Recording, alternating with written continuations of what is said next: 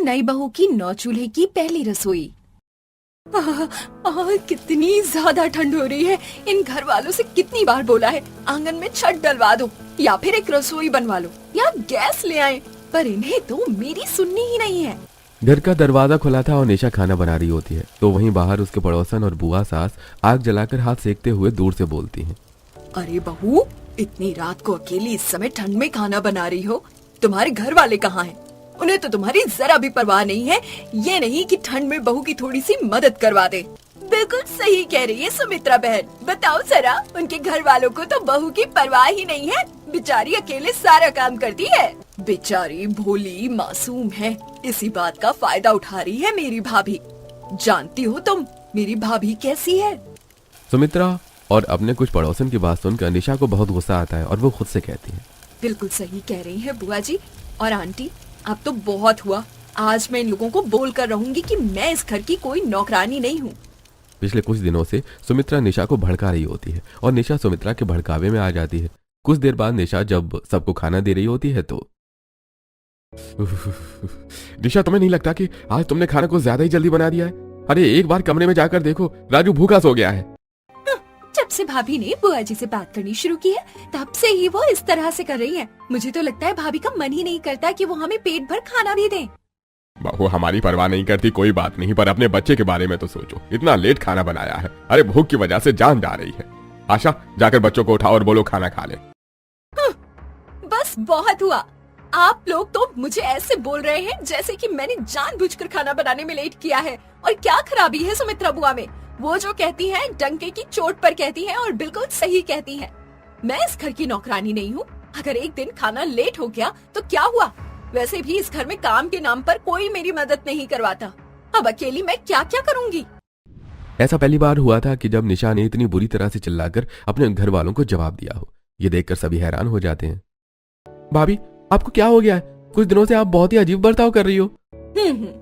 बहू, नाराज मत हो। अगर कोई परेशानी है तो हमें बताओ। क्या बताऊं? इतने दिनों से कह रही हूँ घर में गैस सिलेंडर लेकर आ जाओ या छत बनवा दो। अगर कुछ नहीं कर सकते तो कम से कम एक रसोई बनवा दो। इस ठंड में मैं अकेली घर के सारे काम करती हूँ। आप लोग अपना ख्याल रखते हो? इतना बड़ा परिवार है और अगर उसमें भी मुझसे कभी कोई गलती हो जाए तो आप सबका मुंह बन जाता है। अरे भाभी, बस इतनी सी बात है। भैया की शादी हो जाने दो, उसके बाद घर में सिलेंडर भी आ जाएगा। वैसे मैं गया था सिलेंडर का पता करने के लिए। थोड़ा सा प्रोसेस लंबा है, पर 1-2 महीने में हमारे भी घर पर सिलेंडर होगा। अपने घर वालों की बात सुनकर निशा मुंह बनाकर बिना खाना खाए अपने कमरे में चली जाती है। ये देखकर सभी घर वाले परेशान हो जाते हैं। इसके बाद काजल घर वालों को खाना खिलाती है। देखते ही देखते 2 दिन बीत जाते हैं और एक दिन जब घर के बाहर निशा झाड़ू लगा रही होती है तो बुआ उसके पास आती है और उससे कहती है, निशा बहू, अब तो तुम खुश होगी। बहुत जल्द तुम्हारे घर तुम्हारी देवरानी आ रही है। वैसे एक बात बड़ी अजीब है, बेटी की शादी करवाने के लिए उनके पास पैसे हैं, तुम्हारी ननद को कॉलेज भेजने के लिए पैसे हैं, बेटे की पढ़ाई पर लगाने के लिए पैसे हैं, पर एक गैस का कनेक्शन नहीं लिया जा रहा। ऐसा नहीं है बुआ जी, दिवाकर जी ने बात करी है गैस कनेक्शन के लिए, पर आप तो जानती हैं सरकारी काम कितना धीरे होता है। इसमें समय लगेगा 1-2 महीने का।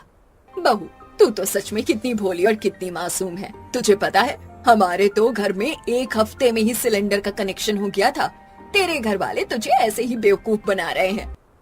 एक बार फिर सुमित्रा निशा के कान भरकर वहां से चली जाती है। निशा गुस्से में शाम के 6 बजे ही खाना बनाकर रख देती है।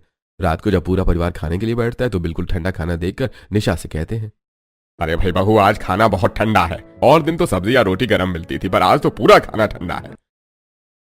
मैं इतनी ठंड में इतना ठंडा खाना नहीं खाऊंगा, इसे गर्म करके दो ना। ऐसा लग रहा है जैसे कि कल रात का खाना दे रही हो। हाँ, खाना है तो खा, वरना जाकर सो जा। मैं इस घर की कोई नौकरानी नहीं हूँ कि तुम लोगों की डिमांड सुनती रहूं। कभी तुम्हें जल्दी खाना चाहिए होता है तो कभी गरम। दिख नहीं रहा कितनी ज्यादा ठंड है और मैं अकेली हूँ, कितना करूँगी आखिर? बहू, आजकल पता नहीं तुझे क्या हो गया है, छोटी छोटी बात पर नाराज हो जाती है। राजू अभी बच्चा है। अगर तुझे खाना गरम नहीं करना तो कोई बात नहीं, खाना बनाने के लिए बहुत जल्द तेरी देवरानी आ जाएगी तो तुझे आराम ही मिलेगा। हाँ, माँ जी, आराम मुझे देवरानी के आ जाने से नहीं बल्कि इस घर में रसोई बनने से मिलेगा, गैस सिलेंडर मिलने से मिलेगा। इसे इसकी हाल पर छोड़ दो। आजकल तो इससे बात करना ही बेकार है। लगता है ठंड की वजह से इसका दिमाग खराब हो गया है। निशा के अंदर का गुस्सा धीरे धीरे बाहर निकल रहा होता है, जिस वजह से अब घर वाले रोज रोज घर में हो रहे कलेश से परेशान हो जाते हैं। अगली सुबह जब आशा और पूरा परिवार उठता है तो वो लोग देखते हैं कि निशा अभी कमरे में सो रही है। जब से बुआ जी ने भाभी से बात करनी शुरू की है, पता नहीं कौन सी पट्टी पढ़ा दी है जो हर वक्त भाभी घर में लड़ाई करती रहती है। पता नहीं बुआ को क्या खुशी मिलती है दूसरों के घर में फूट डलवा कर। दादी आप कुछ करो ना, मुझे स्कूल के लिए लेट हो रहा है। हाँ बेटा, तू परेशान मत हो। काजल, खाना बनवाने में मेरी थोड़ी मदद करवा दे। चूल्हा पूरा सूख चुका है, बाहर से थोड़ी मिट्टी ले आ, चूल्हा लीपना है। अगर चूल्हा लीपेंगे तो उसे सूखने में समय लगेगा, ऐसे ही बना दो। एक तो घर में एक ही चूल्हा है, वो अलग मुसीबत है। जानबूझकर भाभी ने 2 मुंह वाला चूल्हा नहीं बनाया ताकि वो जिद करके लड़ाई करके आंगन की छत डलवा सके, रसोई बनवा सके और गैस सिलेंडर ला सके। भाभी को पता नहीं बात क्यों नहीं समझ आती कि हम लोगों के घर का खर्चा कितनी मुश्किल से चलता है। काजल, इसमें तेरी भाभी की कोई गलती नहीं है। उसने नहीं बनाया तो क्या हुआ, हम बना लेते हैं। वैसे भी वो हम सबसे नाराज है और कुछ दिनों में पंकज की भी शादी है, तो वैसे भी 2 मुंह वाला चूल्हा चाहिए ही, ताकि दोनों बहू साथ में बैठकर खाना बना सके। खाने के लिए बहुत देर हो रही थी, इसीलिए आशा बिना चूल्हे की लिपाई किए ही खाना बनाने के लिए अपनी बेटी काजल के साथ आंगन में बैठ जाती है। कड़ाके की ठंड होने के कारण खाना बनाते समय चूल्हा काफी गर्म हो जाता है और अचानक रोटी सेकते समय बीच से टूट जाता है। लो माँ, जिस बात का डर था वही हुआ, चूल्हा आखिर टूट ही गया। कोई बात नहीं बेटा, हिम्मत मत हार। इतनी रोटियां तो बन गई हैं कि घर के आदमी और बच्चों को भरपेट खिला सके। घर की औरतें तो बाद में भी खा लेंगी। जब तक सब खाना खाते हैं, मैं जल्दी से मिट्टी का एक नया चूल्हा बना लेती हूँ। आशा की बात सुनकर काजल बना हुआ खाना लेकर अंदर आती है और अपने घर वालों को परोसने लगती है। तभी कमरे से बाहर निशा आती है और काजल अपनी भाभी को देखकर उसे ताने देते हुए कहती है, लो भैया, तुम लोगों की तो नखरे ही नहीं जाते। सब्जी भले ही ठंडी हो पर रोटी तो गर्मा गर्म मिल रही है ना। वरना इस घर में तो कुछ लोग ऐसे भी हैं जो खाना न बनाने के 100 बहाने ढूंढते रहते हैं। कभी चूल्हा टूटने का बहाना, तो कभी गीली लकड़ी, कभी धुएं, तो कभी कुछ। बिल्कुल सही कह रही है काजल, भाभी को घर के हालात पता है, फिर भी पता नहीं किसकी बातों में आकर वो नखरे दिखा रही हैं। अरे तुम लोग अपनी ये फालतू की बातें बंद करोगे? अब जो मिल रहा है उसे चुपचाप खाना शुरू करो। घर में शांति से खाना भी नसीब नहीं होता। विनोद की डांट सुनकर सभी मुंह बंद करके खाना खाना शुरू कर देते हैं। कुछ ही देर में घर वाले खाना खाकर अपने अपने काम पर चले जाते हैं, जिसके बाद आशा मिट्टी लेने बाहर जाती है और घर के बाहर खेत से थोड़ी मिट्टी लाकर धूप में बैठकर 2 मुंह वाला चूल्हा बनाने लगती है। तभी उसकी नंद सुमित्रा अपने पति सुरेश के साथ वहां आती है। सुमित्रा जानबूझकर अपनी भाभी को दिखाने के लिए निशा को आवाज देकर बाहर बुलाती है और अपना 4 मुंह वाला चूल्हा दिखाती है। अरे निशा बहू, आ गई तू? देख तो जरा, तेरी सास अब भी वही पुराना मिट्टी का चूल्हा बना रही है। मुझे देख, एक चूल्हे से काम नहीं चलता मेरी बहू का, इसीलिए मैं 4 मुंह वाला चूल्हा लेकर आई हूँ। सुमित्रा, मैंने तुमसे कितनी बार बोला है कि मुझे और मेरे परिवार से बात करने की जरूरत नहीं है। तुम अपना काम करो और अपने काम से मतलब रखो। हाँ भाभी, जानती हूँ आप लोग मुझसे कितना जलते हैं। आखिर हम अमीर जो ठहरे। देखिए, घर में सामान ऐसे आता है। मेरी बहू को परेशानी हो रही थी तो मैं उसके लिए तुरंत ये 4 मुंह वाला चूल्हा ले आई। मुझे अपनी बहू से इतना प्यार है कि मैं उसे जरा भी परेशान नहीं देख सकती। पर पता नहीं आपके घर वाले कैसे हैं जो आपको इस हाल में छोड़ रखा है। सुमित्रा आशा के सामने ऐसी कड़वी बातें बोलकर अपने घर चली जाती है। सुमित्रा की बातें सुनकर निशा का पारा चढ़ जाता है और वो अपनी सास पर भड़कने लगती है। क्यों ना हम लोग बुआ जी से बात करें? आखिर वो हमारी रिश्तेदार हैं और उन्होंने गलत क्या कहा? वो बिल्कुल सही बोल रही हैं। उन्हें अपनी बहू की फिक्र है, पर मुझे नहीं लगता कि आप लोगों को मेरी जरा भी फिक्र है। अगर होती तो मुझसे ये झूठ न कहते कि गैस कनेक्शन मिलने में 2-3 महीने लगेंगे, जबकि ये काम 1 हफ्ते में हो जाता है। आपके पास हर फालतू चीज के लिए पैसे हैं, बस रसोई और चूल्हे को छोड़कर। निशा नाराज होकर घर के अंदर चली जाती है। इसी तरह 1 हफ्ता बीत जाता है। शादी से 2 दिन पहले जब निशा बाजार जाती है तो वो देखती है कि वहाँ बहुत कम दामों पर चूल्हे मिल रहे हैं। उसकी सहेली शीतल एक छोटा सा चूल्हा ले रही है और वो निशा को भी लेने के लिए कहती है। हाँ भैया, मुझे यही वाला पसंद है। निशा, तू भी एक ले लेना। 1000 रुपए कोई ज्यादा थोड़ी ना है। तुझे भी तो रसोई में चूल्हे की जरूरत है।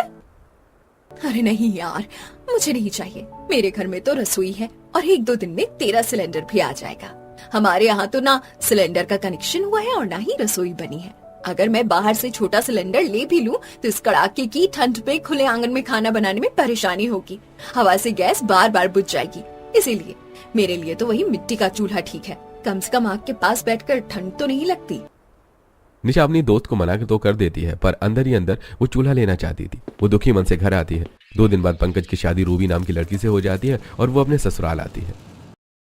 भाभी, आप कितनी प्यारी लग रही हो। आपको पता है हम सबको आपका कितनी बेसब्री से इंतजार था, और खास कर तो निशा भाभी को। हाँ, वो देख लो अपनी ननंद की खुशी। अब तुम भी खुश होगी कि तुम्हारी देवरानी आ गई है। अब दोनों बहुएं मिल बांट कर काम करना। हाँ, भाभी, भले ही आपने मुझसे सारे रिश्ते नाते तोड़ रखे हैं, पर मैं तो आज भी आप लोगों को अपना मानती हूँ। मेरी बस एक ही विनती है, जो हाल आपने बड़ी बहू का किया वो इस छोटी का मत करना। सुमित्रा, तू अपनी हरकतों से बाज नहीं आएगी ना? हाँ, हमने 30 साल पहले ही तुझसे सारे रिश्ते तोड़ लिए थे, भूल गई क्या? फिर क्यों बार बार यहाँ आ जाती है? चलो सुमित्रा, तुम अपने मायके वालों के लिए मरती हो, पर तुम्हारे भैया भाभी तुम्हें कुछ नहीं समझते। अरे हम ये पागल हैं जो अपना मान रिश्तेदार ठीक करने के लिए आते हैं। इनके और हमारे बीच में अब कभी रिश्ते ठीक नहीं हो सकते। रूबी के गृह प्रवेश से पहले ही उसके सामने ऐसी बातें आती हैं जिससे वो परेशान हो जाती है। गृह प्रवेश के बाद जब वो कमरे में आती है तो पंकज से सवाल करती है, वो औरत कौन थी जो इस तरह की बातें कर रही थी? और माँ जी, पापा जी उनसे कोई रिश्ता क्यों नहीं रखना चाहते? अरे वो हमारी बुआ है। पहले वो अपने बच्चों और पति के साथ कहीं और रहती थी, पर पिछले 4-5 सालों से हमारे घर के सामने वाला घर लेकर रहने लगी हैं। हमें नहीं पता पहले क्या हुआ था, पर माँ पापा उनसे कोई रिश्ता नहीं रखना चाहते। उनकी हरकतें देखकर लगता है कि माँ पापा का फैसला सही है, इसलिए तुम भी उनसे दूर ही रहना। इतना बोलकर पंकज सो जाता है। रूबी भी चुपचाप सो जाती है, लेकिन सबके सोने के बाद निशा गुस्से में आंगन में आती है और आशा के बनाए हुए नए 2 मुंह वाले चूल्हे को तोड़ देती है। अब मैं भी देखती हूँ कि ये नई बहू अपनी पहली रसोई समय पर कैसे पूरी करती है। अगले दिन रूबी की पहली रसोई की रस्म होती है। वो सुबह जल्दी उठकर तैयार हो जाती है। कुछ देर में काजल उसके कमरे में आती है और उसे आंगन में ले जाती है, जहाँ टूटा हुआ चूल्हा देखकर रूबी बहुत दुखी हो जाती है। काजल, ये देखो चूल्हा तो टूटा हुआ है। अब मैं अपनी पहली रसोई के लिए खाना कैसे बनाऊंगी? हाँ? वही चूल्हा टूट कैसे गया? ये तो बिल्कुल नया था, और मैं और माँ इसका बहुत ख्याल रखते हैं। ये पक्का निशा भाभी की ही करतूत है। सर्दियों में ऐसा ही होता है। इन्हीं सब परेशानियों की वजह से मेरा खाना कभी लेट होता था तो कभी ठंडा। तब तो सबको मेरी बातें झूठ लगती थी। अब देख लीजिए, नई बहू आई है तो चूल्हा ही टूट गया। अब तो आपको यकीन होगा। भाभी, जब चूल्हा खुद से टूटता है तो वो धीरे धीरे दरकता है, पर इसे देखकर साफ लग रहा है किसी ने जानबूझकर इसे तोड़ा है। चुप करो तुम सब। पता नहीं इस घर को किसकी नजर लग गई है। हर वक्त छोटी छोटी बातों पर कलेश होता रहता है। कोई बात नहीं बहू, चूल्हा टूट गया तो क्या हुआ? आज तुम्हारी पहली रसोई रहने देते हैं। इसे 3-4 दिन बाद करेंगे। और वैसे भी चूल्हा दोबारा बनने और सूखने में समय लगेगा। सबको काम पर जाना है। राजू को स्कूल के लिए देर हो रही है। एक काम करते हैं, ईंटें लगाकर अस्थायी चूल्हा बना लेते हैं।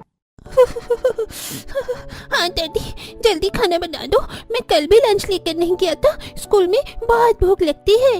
निशा, तुम खड़ी खड़ी क्या देख रही हो? जाओ, तुम भी थोड़ी मदद करवा दो। सुमित की बात सुनकर निशा चिढ़ जाती है। वो काजल के साथ मिलकर बाहर से ईंटें लेकर आती है। आशा सूखी लकड़ियां निकालती है और तीनों सास बहुएं मिलकर ईंटों का चूल्हा जलाकर खाना बनाने बैठती हैं। ईंटों का चूल्हा तो बना दिया, पता नहीं इस पर बर्तन ठीक से टिकेंगे भी या नहीं। माँ, इसके कोनों पर छोटे छोटे पत्थर लगा दो ताकि पतीला ना हिले। कितनी भयानक ठंड है। अपनी नहीं तो कम से कम नई बहू की ही परवाह कर लेते। शादी के लिए पैसे थे, पर एक रसोई बनाने के लिए पैसे नहीं जुटे। अगर 4 दीवारी वाली रसोई होती तो इतनी परेशानी ना होती।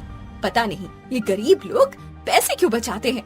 बुआ जी के बेटे का रिश्ता ठुकराकर मैं भी इस घर में आकर फंस गई।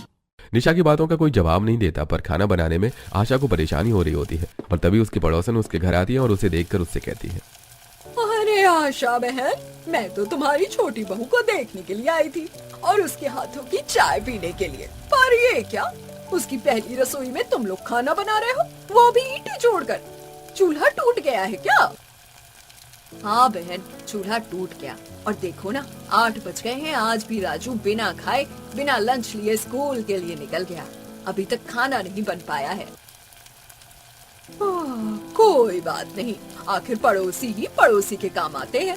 काजल बेटा, तुम मेरे घर में आकर रोटियां बना लो, खाना जल्दी बन जाएगा। अर्चना के कहने पर काजल अर्चना के साथ उसके घर जाती है और चूल्हे पर रोटी बनाकर अपने घर आती है, जहाँ रूबी सबको खाना परोसती हुई बोलती है। वैसे तो आज मेरी पहली रसोई थी और खाना मुझे बनाना था, पर मैं बना ना सकी, इसीलिए मैं बस आप सबको खाना परोस दे रही हूँ। अगर तुम इतनी ही अच्छी बहू होती और अपनी पहली रसोई करने की इतनी इच्छुक होती ना, तो कोई ना कोई जुगाड़ कर लेती। जानती हो, जब मैं इस घर में आई थी तब भी ऐसे ही कड़ाके की ठंड थी और वो चूल्हा भी गीला था। मैंने फिर भी हार नहीं मानी और जुगाड़ करके अपनी पहली रसोई की। पर तुम्हें देखो, एक नंबर की काम चोर निकली तुम तो। निशा बहू, रूबी की इसमें कोई गलती नहीं है, तुम सोच समझ कर बोलो।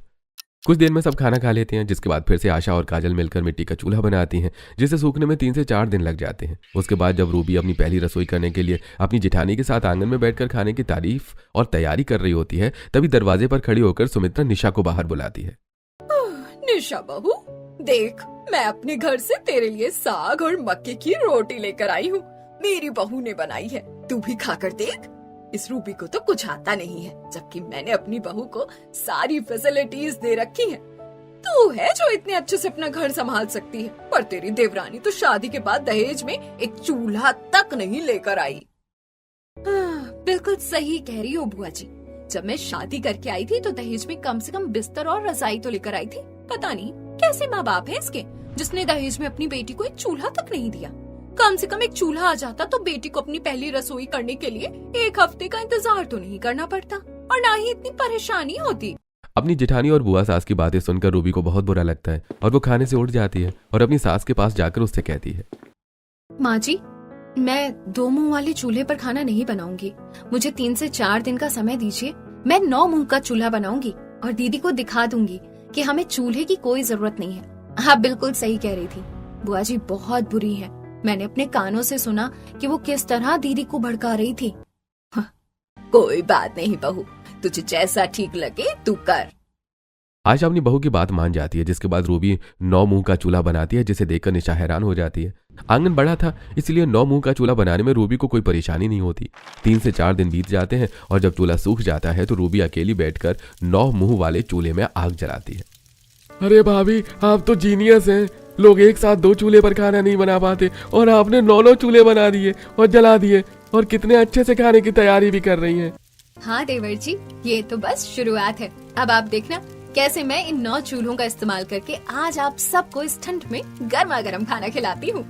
इतना बोलकर रूबी एक चूल्हे पर सब्जी, एक पर दाल, एक पर चावल, एक पर रोटी, एक चूल्हे पर दूध गर्म होने के लिए रख देती है। साथ ही दूसरे चूल्हे पर पानी और कुछ आलू पकने के लिए रखती है। 9 चूल्हा जलने की वजह से आधे घंटे के अंदर रूबी सारा खाना बना लेती है। ये देखकर आशा बाहर आती है और अपनी बहू को बलाएं लेते हुए बोलती है, बहू, तूने तो सच में काबिले तारीफ वाला काम किया है। हम में से कोई ऐसा नहीं जो 3 मुंह के चूल्हे पर भी खाना बना सके, और तूने 9 मुंह का चूल्हा बनाकर इतनी आसानी से सारा खाना बना दिया।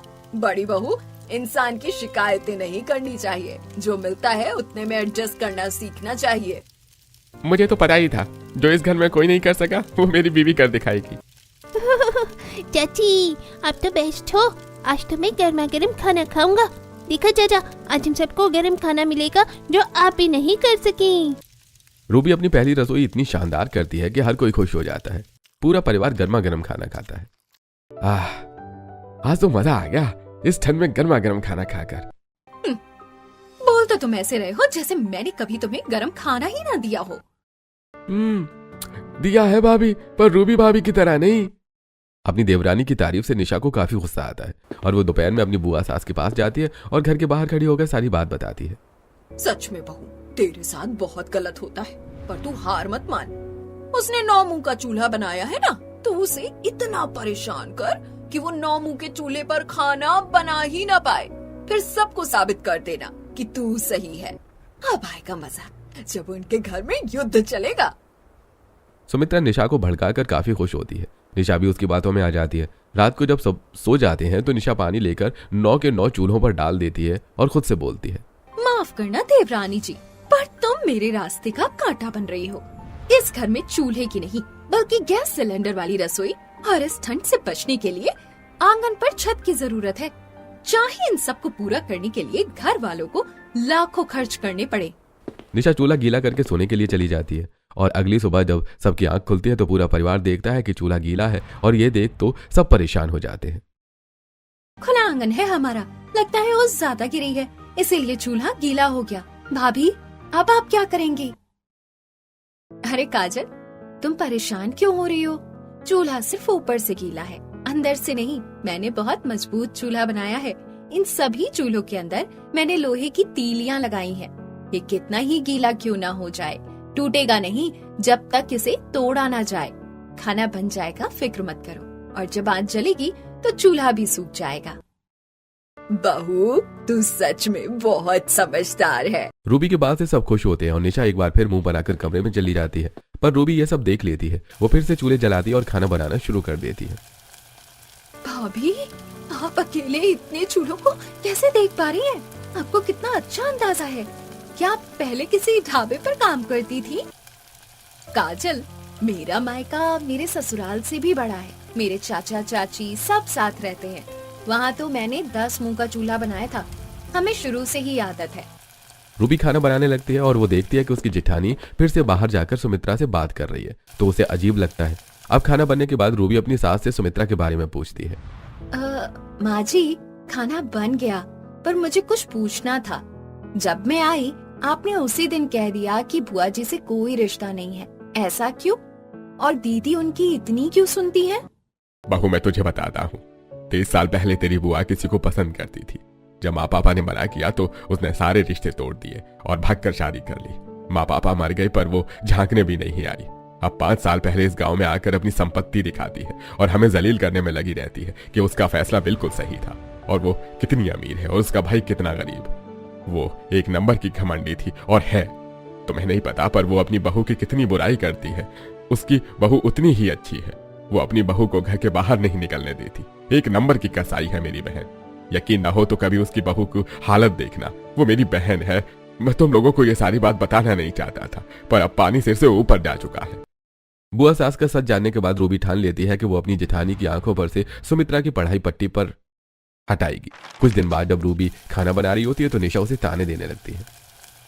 दीदी, दूसरों के घर सबको पसंद है। आपको लगता है कि माँ जी गलत है। मैं तो कहती हूँ कि कभी बिना बोले बुआ जी के घर चलते हैं। जितनी बुराई वो अपनी बहू की करती हैं, उनकी बहू को भी देख लीजिए। आपने कभी सोचा है कि वो आपको घर के अंदर क्यों नहीं बुलाती, अपनी बहू से क्यों नहीं मिलवाती? तुम मुझे भड़का रही हो। वो पापा जी और फूफा जी की वजह से घर के बाहर मुझसे छिपकर बातें करती हैं। ये आपकी गलत फहमी है। बस मेरा खाना बन जाए, उसके बाद हम बिना बताए बुआ जी के घर चलेंगे। मैंने माँ जी से परमिशन ले ली है कि हम लोग आज बुआ जी के घर जाएंगे। जल्दी से खाना बनाकर रूबी सारा खाना अंदर रख देती है और जबरदस्ती निशा के साथ सुमित्रा के घर जाती है, जहां वो देखती है कि सुमित्रा अपनी बहू का हाथ मरोड़ रही है। करिश्मा के सिर पर चोट है और हाथ जले हुए हैं, पर फिर भी सुमित्रा अपनी बहू को परेशान कर रही है। माँ जी, आज मैंने बिल्कुल वैसा ही खाना बनाया है जैसा आपने बोला है। मुझे मत मारिए। अगर आपको खाना पसंद नहीं आया तो इसमें मेरी क्या गलती है? मैं फिर से खाना बना देती हूँ। तुझे ना मारूं? तेरे माँ बाप ने दहेज में कुछ नहीं दिया। अब जब तक तेरे माँ बाप अपनी जमीन मेरे नाम नहीं कर देते, तुझे इसी तरह मार खानी पड़ेगी। अगर मार से बचना है तो दहेज मांग और फिर से सारा खाना बना, वरना तू जिंदगी भर मुझसे ऐसे ही पिटेगी। बुआ जी, आप ये क्या कर रही हैं? मैं तो आपको अच्छा समझती थी, पर आप तो सही कहती थी माँ जी, पर मैंने उनकी बात पर विश्वास नहीं किया। आपकी बातों में आकर मैं अपना खुद का घर बर्बाद करने पर तुली थी। आप मुझसे बात करने की कोशिश भी मत करना। तू होती कौन है मुझे रोकने वाली? मेरे घर के मामले से दूर रह, वरना तेरा भी यही हाल करूंगी। ये मेरी बहू है, मैं इसके साथ कुछ भी कर सकती हूँ। सही कहा, मैं होती कौन हूँ? करिश्मा, तुम अत्याचार सहना बंद कर दो। चलो रूबी यहाँ से। मेरा परिवार सही था और मैं गलत थी। मुझे अपने किए पर बहुत शर्मिंदगी महसूस हो रही है।